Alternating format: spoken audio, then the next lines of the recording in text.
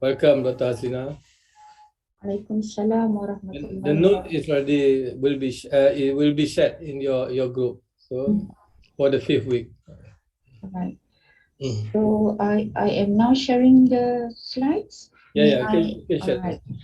Okay. Bismillahirrahmanirrahim. Alhamdulillahirabbil alamin wassalatu wassalamu ala asyrafil anbiya'i wal mursalin wa ala alihi wa sahbihi ajma'in. Assalamualaikum warahmatullahi taala wabarakatuh. To Datuk Professor Dr. Jamil and all participants, thank you very much for joining us again this week. And inshallah, this week I will continue what we have discussed last week with regard to the challenges of Aqidah in current time, the current time. Before I carry on, let me also stress that from the very beginning of my module, I have um, stressed the idea that I'm going to make a kind of new approach in the discussion of Aqidah in view of the fact that perhaps some of you may have very uh, good background in the study of Aqidah. So you may find that I did not go into detail on the classical discourse of Aqidah. Like for example, I didn't go very detailed into the discussion of free will and predestination, of attributes of God, of al-imamah, the disputes between Ahlus Sunnah wal Jama'ah, especially in the concept of al-imamah, and all the eschatological disputes, for example. Yeah, why? Because I think it is essential for us to understand the pertinent and the core of Aqidah in light of the current challenges. Because these are the real challenges that facing the Muslims in current time. And for your kind information, recently myself and a number of researchers, we have conducted a research on Muslims, young Muslims' perceptions of Iman, of Aqidah, of Islam in general, and we zoom into Kuala Lumpur. Yeah? This is based on the findings or on the publication we referred to some time ago, whereby there was a research done in the US about the religiosity of the young Muslims in America. So it is found that Muslims nowadays have a crisis in Aqidah. They have lots of doubt in Aqidah, uh, and and we can see the emergence of Muslims who call themselves atheist Muslims. Yeah? So when we conducted the research in Kuala Lumpur, we have divided the zone into 6 zoning, and I am so sorry I may not be able to share with all of you the findings in detail, but some of the findings are shocking. Yeah. So that is why in my module, the last 3 titles in my module, I zoom straight away on the challenges of Aqidah today, because we want to see how these challenges emerge and in what ways the classical discussions of Aqidah are useful to help us to identify the challenges and to know how to mitigate, how to address these challenges. All right. In my last lecture, we discussed about relativism. Yeah. And I have highlighted that relativism uh, is the position whereby someone is not certain about the truth, that the truth or truth in that regard or knowledge is relative to someone who found it, someone who perceived it. And in this regard, that everybody has the right to propagate his ideas based on his perceptions, based on his personal experience. So in this regard, no one idea is privileged. Why is this so? Because everyone is equal in terms of his ability to get access to knowledge and to verify knowledge. Yeah. The outcome of this is that everybody, there is no description of truth, and there is no assessment is valid, which means that everybody has the right way of perceiving something. Yeah. And because of this also, everybody's idea is taken care or is considered or is privileged in that sense. Yeah.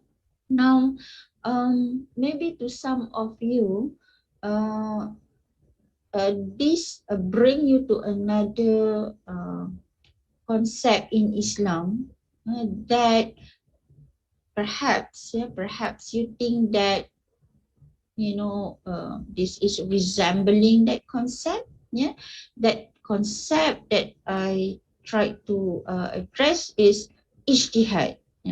Ijtihad. Yeah, because we know that in the task of ijtihad, uh, a mujtahid, yeah, if he casts his idea, he can be rewarded or he will be rewarded if his idea or if his opinion is correct. But let's say if his opinion is not correct, he is still rewarded, but he only attained one reward. I mean, if you are going to be very quantitative about the reward, yeah, either single reward or double reward. Sorry, excuse me. Okay, but bear in mind, in ijtihad, there are qualifications, there are criteria to do ijtihad. Not everybody is in the position to do ijtihad, especially for everyone. Of course, there are certain situations when you cannot find answers to, for example, questions of fiqh, like Mu'adh bin Jabal, when he was sent to Yemen, he was asked, how are you going to make a decision if there are no explicit guidance in the Quran, in the hadith of the Prophet? And Mu'adh bin Jabal said that he has to do his own ijtihad, where there are situations but he's making ijtihad on his own for his personal consumption. Yeah, maybe you will encounter this problem when you are not in your own country, where you are so familiar with certain fiqh, but when you travel to other than your countries, yeah, different time zone, and that it affects your prayer time, so on and so forth. Yeah, but you make that ijtihad for your own use at that point of time. Yeah, but when you are making ijtihad for everybody, for the unism, the mufti, for example, so not everybody can be a mufti. If you want to be a mufti, you have to have the criteria, yeah, to be a mufti. So in this regard, ijtihad is not susceptible to relativism.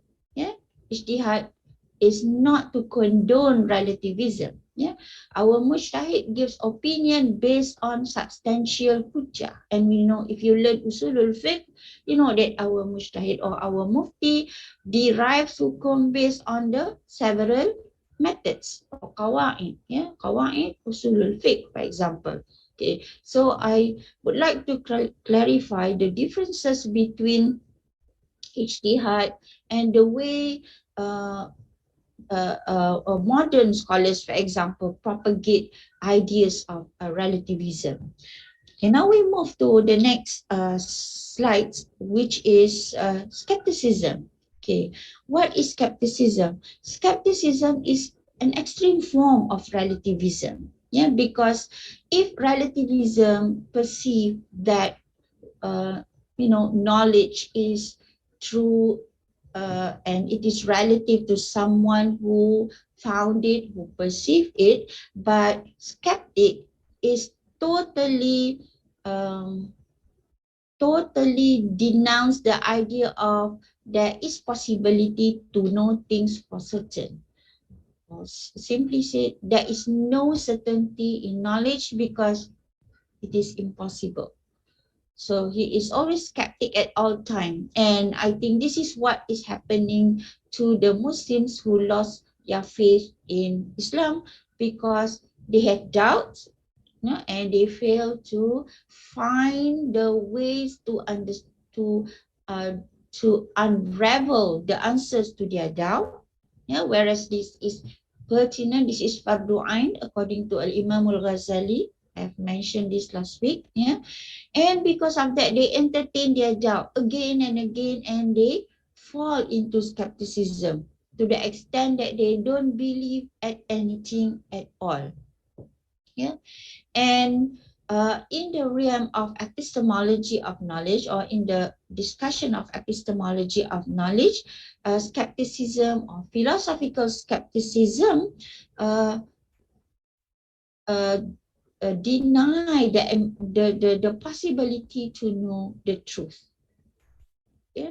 And the skeptic falls into subjectivism, anti-realism, and all the time they are rejecting human ability to know knowledge for certain, and all types of methodologies or methods or means to attain knowledge.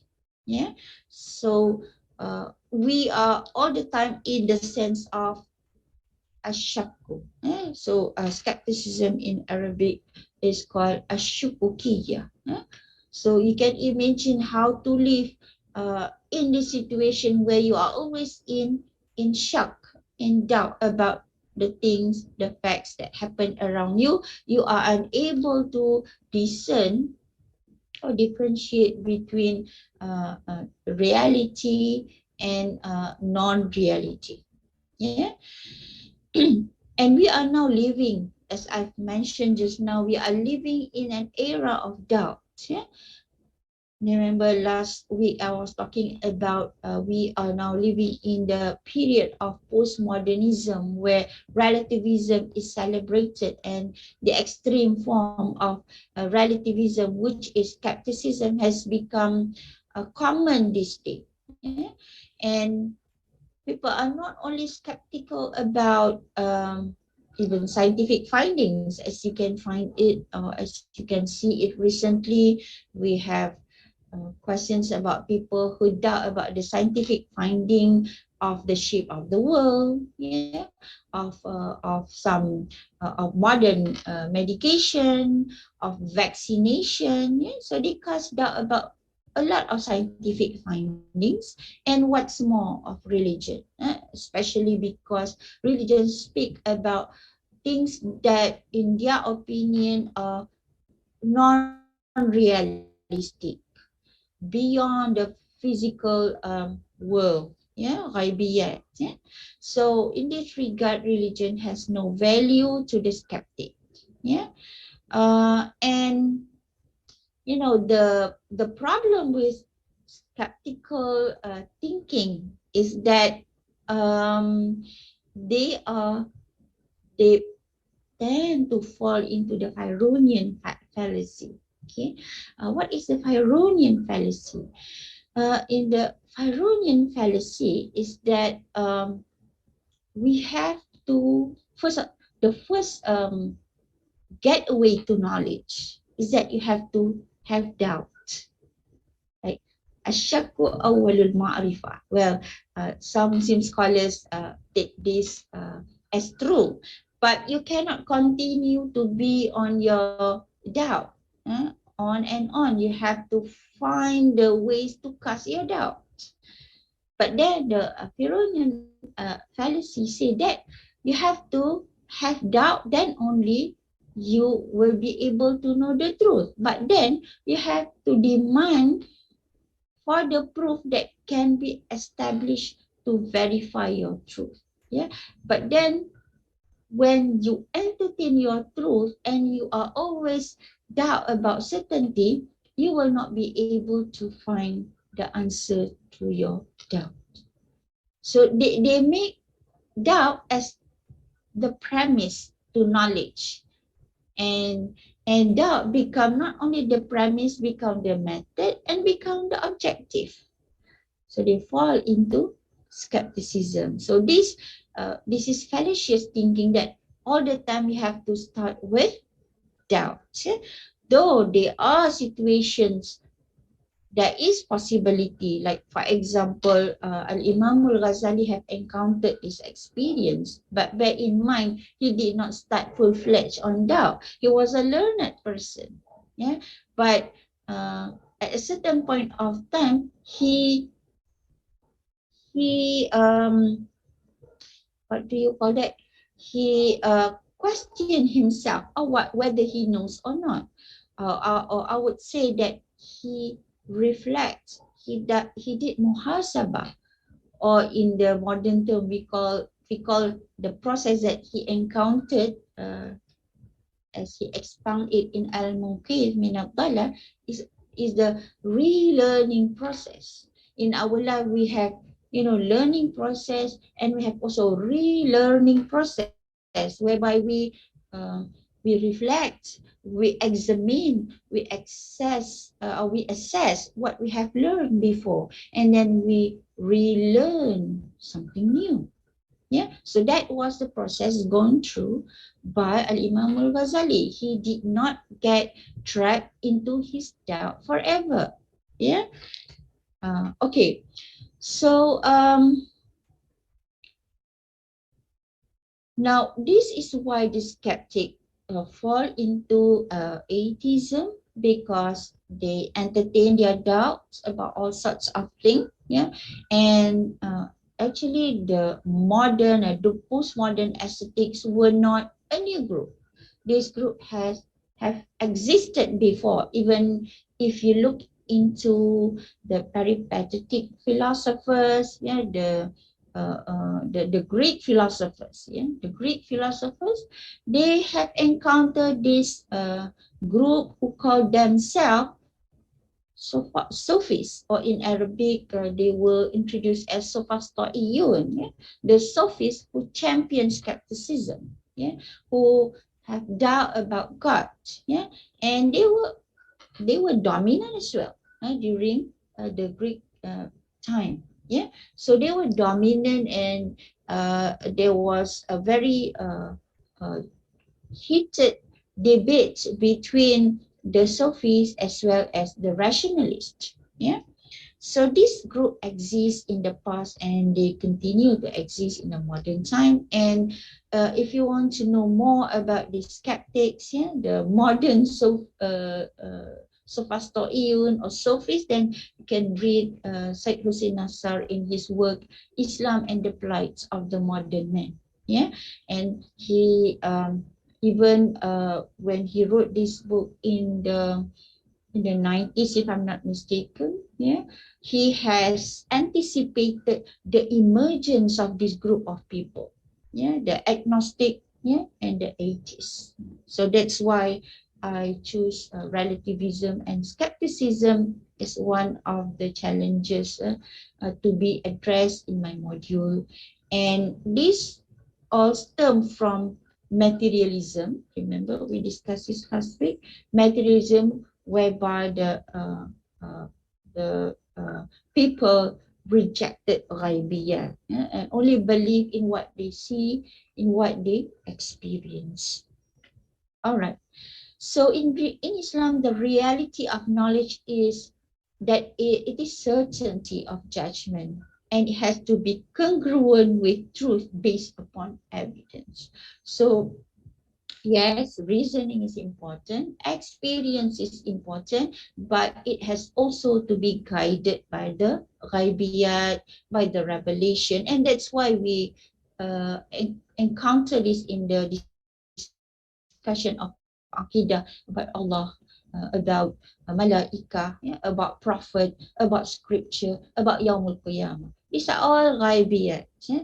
Though we know the prophets, but we do not see them with our very eyes, and we know about their teachings from the Quran, yeah, from the Hadith of Prophet Muhammad SAW, yeah, and we take that as true, yeah, and these were guidance to us, yeah. Hence, the testimony of faith should be built upon knowledge and not conjecture. Yeah, of course, there are times that we can cast doubt, but our faith should not be developed on the basis of doubt. Our premise of knowledge should be based on our knowledge should be based on certainty. The premise should be certain, not doubt. Yeah. Now, what about the conformist, muqallidun? Someone who, many of the Muslims today, we are Muslims by born because our parents, great grandparents, yeah, are Muslims. Yeah, for those who are living in the non-majority Muslims country, yeah, the third, fourth generations, why they are Muslims? Have they checked? Have they questions? Have they helped themselves to verify how do they become Muslims? What are the values to be Muslim? Yeah. Uh, so some of them may say, well, because my parents are Muslim, so they fast in the month of Ramadan, they go to prayer, they celebrate Idul Fitri, Idul Adha, and that's why we follow them. Yeah? I have an experience of asking someone why he chose to follow certain sectarian in Islam. That is one particular sectarian. So I would like to know what makes him follow that sectarian. Just not the majority sectarian or belief system followed by the Muslims all over the world. So he come from a very minority sectarian. So I would love to know why. And then he said, I just follow my parents. So he is a conformist, a muqallidun. Well, can we be a muqallidun? Yeah, I believe each and every one of us in this group, it is wrong to be a muqallidun.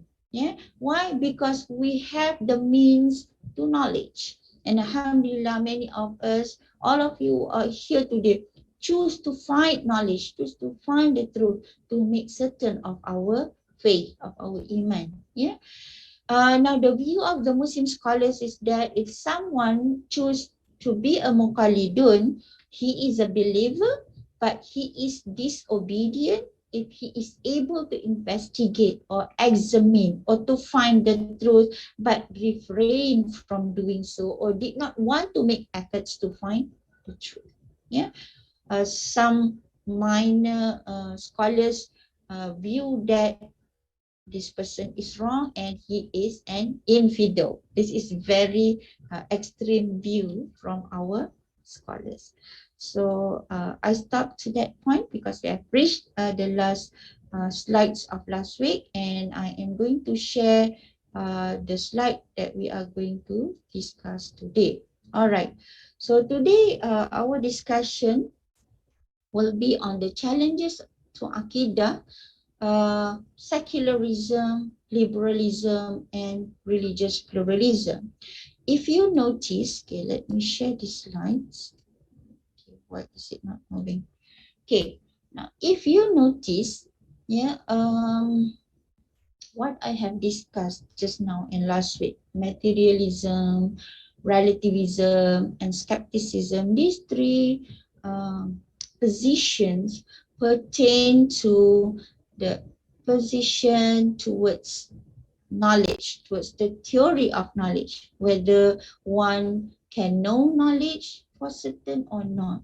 Yeah, so those positions belong to the discussion on the theory of knowledge or epistemology of knowledge, the concept of knowledge. Yeah, so it attacks one's conception about knowledge. That's very methodological in nature. Yeah, but this week I'm going to discuss about the outcomes of those people who have problems with their conception of knowledge, yeah, with the way they know knowledge. Yeah, so religious pluralism, liberalism, and secularism. Yeah, these are the challenges or these are the problems that not only give impact to our conception of knowledge, but also to the whole lot that has something to do with our faith, something to do with our knowledge. The symptoms uh, that issue from our failure to understand knowledge. Yeah, and I have lined up here. At least there are 7 impacts.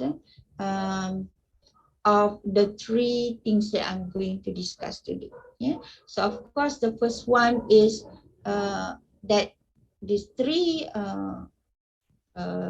what you call that, modern philosophy, I would say modern philosophy attack a Muslim conception of knowledge, yeah, our epistemology. Secondly, our worldview, the way we see the world, the way we understand the world, the way we understand life, the way we understand Tawheed.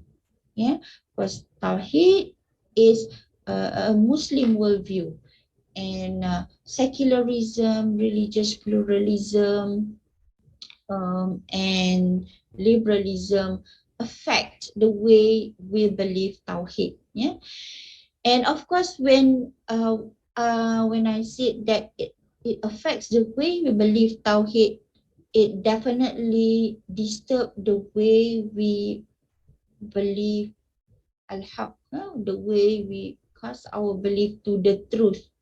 And what's more, if you can recall that we have discussed about Allah as Al-Haq, as the truth, yeah, which entail discussion about his attributes, yeah, his names, yeah, his ontology, yeah, his ontology in the context of his how do you call that, in terms of his uluhiyyah and his rububiyyah. Yeah. And then not only that, the 3 things, secularism, liberalism, and pluralism affects the way we understand God. It affects the way we understand ourselves. We understand human being, and we understand our purpose in life. Yeah.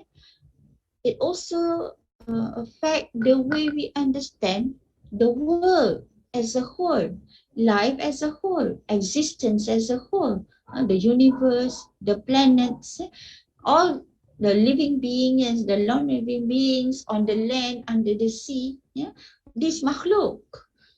So why are these makhluk around? Why they are so diverse? Why they are makhluk above the sea, under the sea, yeah, in the heaven, or in the outer space, what they are doing?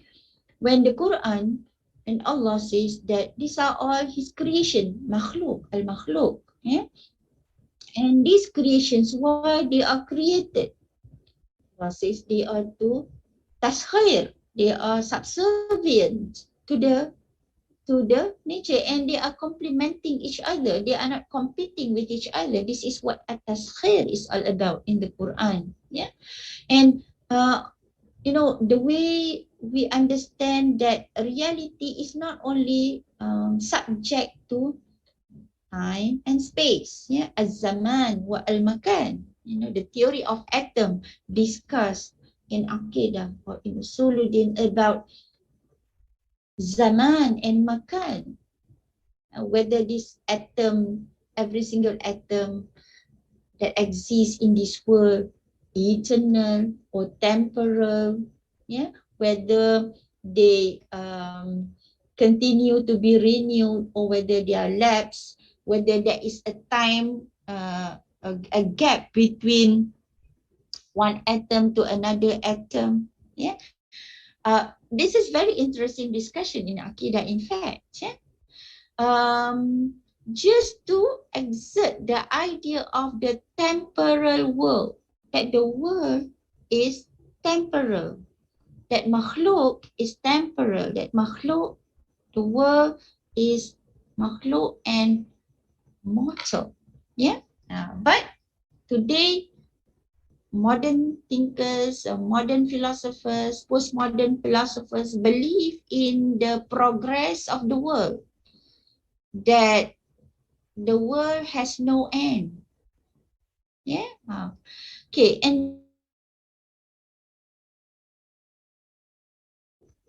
yeah, of course, the modern and postmodern philosophy disturb the way we believe in God and his relationship with his creations. So if God does not exist, how does the world come into existence? If the world come into existence by accident, how that happened, and how the world continue, where the world is heading to. And so they have all sorts of answers to explain based on their logical explanation, based on their experience, scientific experience according to them. And what is also interesting is that how this way of looking at or understanding of God, of human, of the things in life affects human values and morality. Like if God is no longer relevant to us, why bother? Isn't it? The question is, if he is no longer relevant to us, why bother? Who is there to tell us what to do and what not to do? What would be the measurement ruler? Tools of measurement.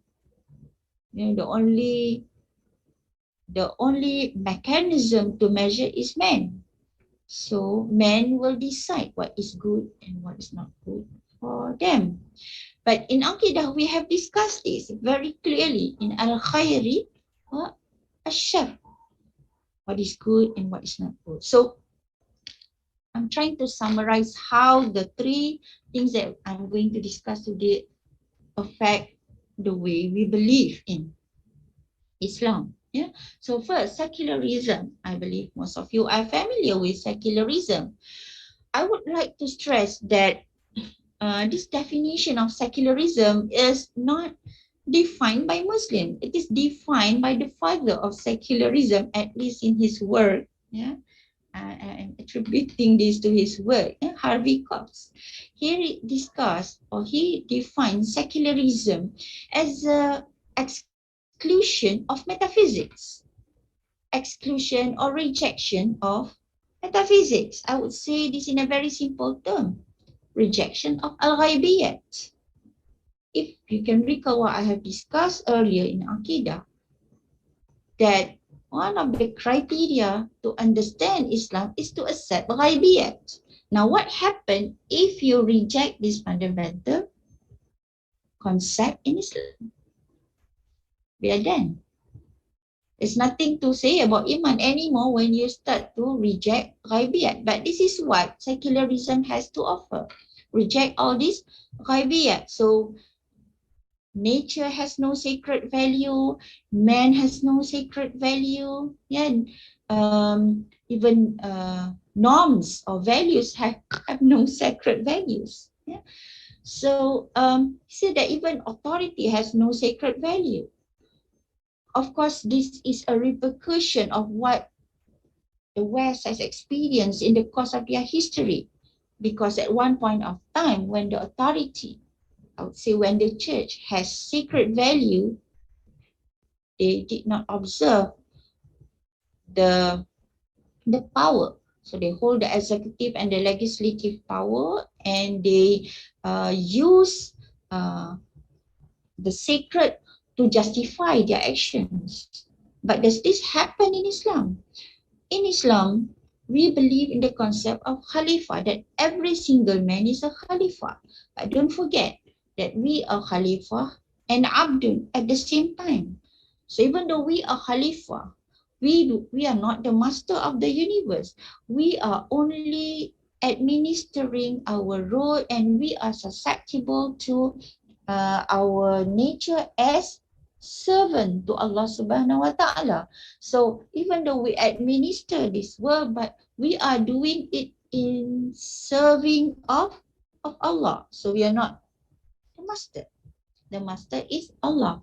So if the master is Allah, then we have to follow his guideline. Otherwise, we will not be able to administer this world in the right way. But secularism denounce this avenue of having any master whatsoever. Yeah. Man is a measure of everything. This is what Georgia said. Man is the measure of everything. Now, when it comes to values, of course, Muslims believe that we do good things because we want to look for the reward from Allah Subhanahu wa Ta'ala. And we abstain from doing munkar, for example, because we fear of his punishment. The Quran speak about amal salih, the Quran speak about khair, about hasanah. Yeah? We pray every day that Allah bring us hasanah in dunya wal akhirah, because we believe that our values has something to do with the sacred value. And our values are guided by this idea of the secret, yeah, of heaven, of hell, yeah, of reward, of reward and punishment, yeah. But in secularism, this has no value altogether. So you do good because it's an ethical thing to do. So they stop at that level of ethics. Whether, I mean, you do things because of its utilitarian meaning, because it's the best thing to do, it's the most useful thing to do, or because it makes people happy, it makes you happy, or because you think that doing good is good in itself. This is what Aristotelian value is, eudaimonia ethic, think good in itself, or Kantian ethics, think good in itself. Yeah, so you do think good thing because it is good, but the Quran teaches us differently. Yeah, and the most that secular worldview can accept religion is that they take religion as myth. Yeah, that religion is myth. You can tolerate religion at the point of myth, because in the modern term, yeah, it is only myth can justify the things that happen beyond this reality world, beyond this world. It is a discipline that can speak about event, occurrence, or teaching, that most of these prevalent in religious teaching, yeah, that did not fall into a zaman al-makan, that did not fall into history. So for example, yeah, if you want to talk about crucifixion, yeah, crucifixion, well, this is a myth to the modern study of religion. Why? Because why it is a myth? It is a myth because you cannot verify how that happened for real. Yeah, because you do not know from Jesus himself. Yeah, except that what have been narrated to you in the Bible, for example. Yeah, and no one have been crucified and bring to life again to tell you of the experience. Yeah. So modern scientists study religion as myth. At one point of time, I was asked to teach this subject. Yeah? So it disturbed me a lot to have to compare between the so-called myth in Christianity and myth in Islam. So one of the title under this subject is the myth of creation. Can check with Sacred and Profane of Mircea Eliade, and also I think Louis Jordan also has written a book, Myth of Creation, and a whole lots about cosmology in Islam. The story of the creation in the Quran is discussed under this conception of myth. This is what secularism has done to the study of religion. But most importantly, I want to explain this to you, diagram to you. Yeah, the first one on the left. This is the secular paradigm. This is what secular paradigm has done with regard to explain, with regard to the way we understand the relationship between God and man. Under the secular paradigm or secular purview, they believe that the sacred, if the sacred exists, it exists in parallel, with the world, with the profane, with the secular world. So the sacred, either it exists in isolation, outer than this world, and has nothing to do with this world. Look at the diagram. It has nothing to do. It exists in parallel, and has nothing to do with the world altogether. Actually, there are three interpretations of this paradigm, but at this point of time, I want only to focus or stress on the fact that there is no relationship whatsoever between this sacred and the profane, if the sacred exists.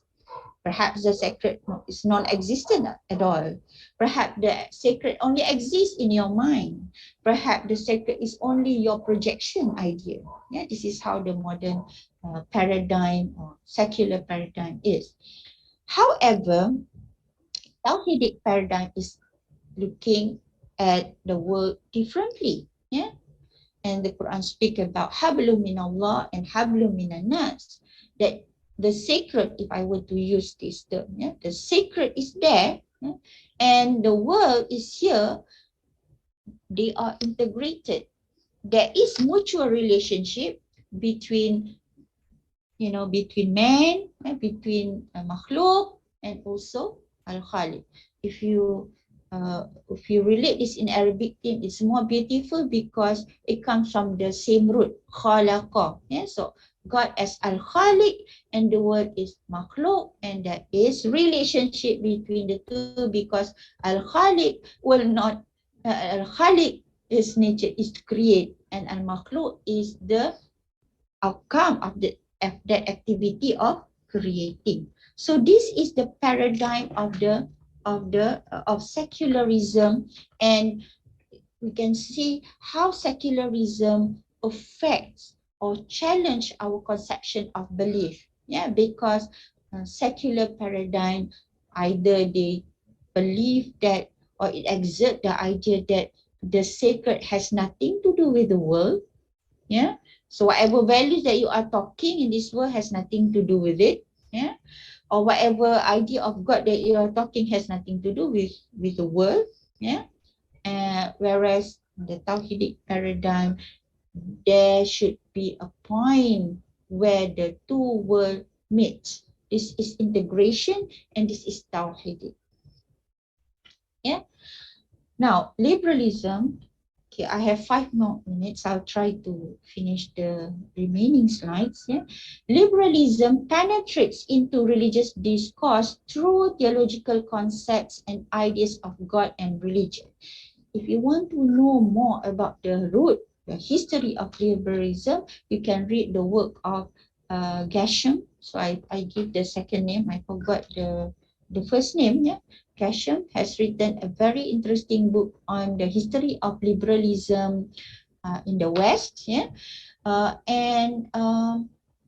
When liberalism,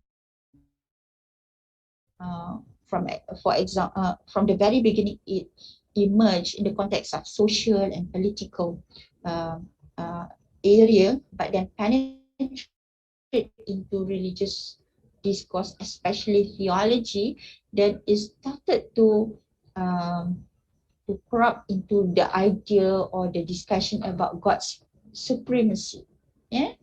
God as superior, and start to question about the superiority of God, and deny his superiority, and exert the idea of man as the only valid tools to decide or to determine things in this world. So, man is a measure of everything. I said just now is very anthropocentric conception. And the idea of liberal in this sense is liberalizing man from religion, from God. Yeah, so this is the root of liberalism in philosophy and in theology. Yeah, so some people use the word liberalism without knowing, without realizing how the word liberalism has its contribution or role in theology, role in theology, and define how religion is perceived in modern time, in postmodern time. Yeah? Now, its roots refers to the movement in religion prominent in the 19th century Christianity and became dominant in Protestantism in the late 19th and 20th century. It's very unfortunate, yeah, that whenever we speak of liberalism, that we have to attribute it to what has happened or what was happening in Christianity. And it is also unfortunate that as of currently, we found that this idea of liberating oneself from religion has penetrates into Muslims' view. So we have this group, Muslims group, who call themselves Muslims, progressive Muslims, yeah, Islam at-Taqaddumi. This is what they call themselves. Yeah, in Indonesia we have this jaringan Islam liberal and an international group. They call themselves Muslims for Progressive Values. Now, what are the values that they are propagating? Yeah. Of course, democracy is the in thing since in the past until today. Yeah, but well, democracy as political concept, a social concept, has also penetrated into religion, because you cannot separate politics and social from religion too. Yeah, especially in the way we run the world. Yeah. Now, for example, from the social perspective, yeah, the role of women and men, how that democracy is instrumental in propagating the idea of gender equality. Not that gender equality is wrong, but gender equality from the perspective of democracy, yeah, is not the one propagates in Islam. Because what we have learned in Aqidah is that men and women, they are makhluk, they are creation of Allah, but they have their own responsibilities, they have their own nature, they have their own fitrah. So the idea of fitrah, which is also pertinent in Tawheed, is very important to differentiate between man and woman. There are things that men cannot do, but women can do. There are things that, and vice versa. But, today, because of gender equality, men also want to get pregnant and give birth. And of course, the questions of human rights, questions of LGBT rights. Yeah, today, many LGBT groups are questioning God, why they are created as such. They are in the wrong body. Yeah, religious pluralism, interfaith marriage. Yeah? Now, interfaith marriage is called under the idea of civic pluralism, because it has to be accepted under this idea of civic pluralism, because every citizen has the right, yeah? Freedom of expression, freedom of thought, yeah? Freedom of religion, opposition to theocracy, yeah? Because of the bad example that experienced by the Christian during theocracy. What is theocracy? The system of governance that accepts religious leaders to have the executive and the legislative power. And then also modern view of theology, of ethics, of Sharia, of culture, of tradition, and also the liberal group emphasize the reinterpretation of the Quran via hermeneutical method, understanding the Quranic text via historical method. So the interpretations differ from time to time because history progresses. Yeah, so you need also to have you need also to progress in the way you interpret the Quran because of these changes. Yeah, history changes. Yeah, and nothing is permanent except changes. Yeah? And also the liberals, theologians were asking for inclusive prayer spaces. Yeah, so now doesn't matter whether the imam is man or women, or whether you want to perform Jumu'ah prayer, whether and what's more in terms of the prayer that you are doing. All right. So we have another two more, and I think to give way to our next speaker, I would like to stop here, and inshallah we are going to discuss a bit more on religious pluralism and religious pluralism next week, inshallah. Thank you so much. Assalamualaikum warahmatullahi wabarakatuh.